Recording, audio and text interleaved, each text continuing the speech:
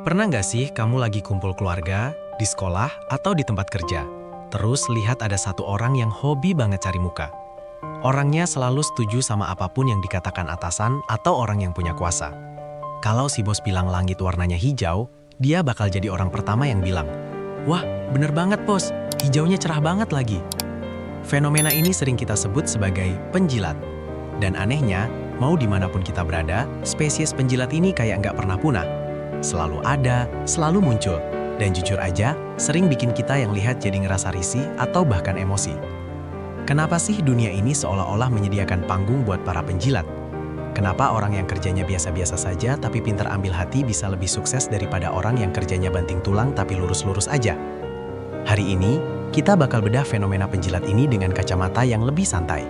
Kita bakal cari tahu kenapa mereka ada, kenapa taktik mereka sering berhasil, dan gimana caranya kita tetap tenang meskipun dikelilingi orang-orang tipe begini. Pertama, kita harus tahu dulu kalau menjilat itu sebenarnya adalah strategi bertahan hidup yang sangat tua.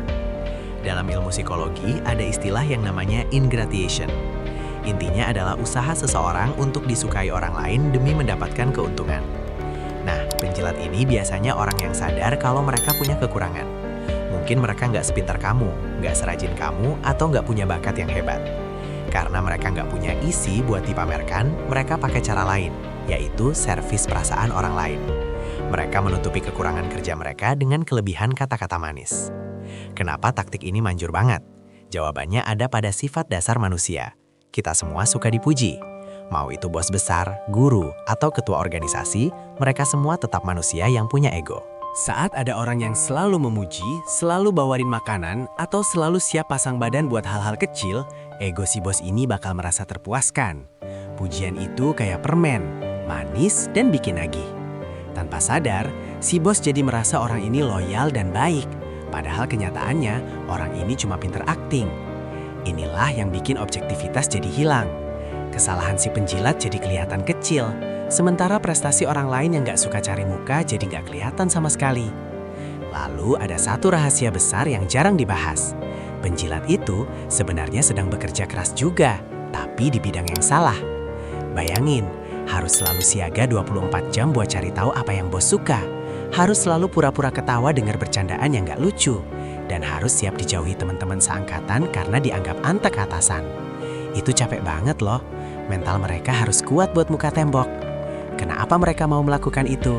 Karena bagi mereka, itu adalah jalan pintas. Mereka merasa lebih gampang memuji-muji orang selama 15 menit daripada harus belajar skill baru atau kerja lembur selama berjam-jam.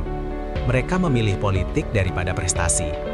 Masalahnya, keberadaan penjilat ini bisa jadi racun buat lingkungan. Kalau di sebuah tempat orang-orang yang bermuka dua justru dapat penghargaan lebih tinggi, maka orang-orang yang jujur dan berprestasi bakal ngerasa nggak dihargai. Akhirnya, orang-orang hebat bakal pilih pergi, dan yang tersisa cuma kumpulan penjilat yang sebenarnya nggak bisa kerja apa-apa. Kalau ini terjadi di kantor, perusahaannya bisa hancur. Kalau ini terjadi di organisasi, tujuannya nggak akan pernah tercapai, karena semuanya cuma sibuk nyenengin atasan, bukan nyelesain masalah yang sebenarnya. Terus, apa bedanya antara penjilat sama orang yang memang baik dan sopan? Bedanya ada pada kejujuran dan integritas. Orang yang beneran baik itu tulus. Dia bakal bantu siapa aja, bukan cuma ke atasan doang. Dia berani bilang, enggak kalau ada sesuatu yang salah meskipun yang ngomong itu bosnya. Sedangkan penjilat, mereka cuma manis ke atas, tapi biasanya pedes atau cuek ke bawah atau ke sesama teman. Mereka nggak punya prinsip tetap. Hari ini bosnya A, mereka muji A. Besok bosnya ganti B, mereka bakal jadi orang pertama yang ngejelekin A demi ngedeketin B. Nah, sekarang pertanyaannya, gimana cara kita menghadapi orang kayak gini tanpa harus ikut-ikutan jadi penjilat? Tips paling penting adalah jangan biarkan mereka merusak fokusmu. Kalau kamu sibuk kesel sama si penjilat, energi kamu bakal habis dan kerjaan kamu malah berantakan. Tetaplah jadi orang yang punya value. Meskipun bos mungkin tertipu sementara oleh kata-kata manis, tapi saat ada masalah besar yang butuh keahlian nyata, si bos pasti bakal nyari orang yang beneran bisa kerja, bukan orang yang cuma bisa muji. Kedua, dokumentasikan setiap hasil kerjamu. Penjilat itu hobi banget mencuri panggung. Jadi, pastikan prestasi kamu diketahui lewat jalur yang resmi, misalnya lewat email atau laporan formal. supaya nggak ada ruang buat si penjilat ngaku-ngaku itu kerjaan dia. Dan yang terakhir, tetaplah punya lingkaran pertemanan yang sehat. Penjilat biasanya kesepian di level pertemanan yang jujur, karena nggak ada yang percaya sama mereka. Kamu nggak butuh jadi anak emas kalau kamu punya kualitas dan integritas yang diakui banyak orang.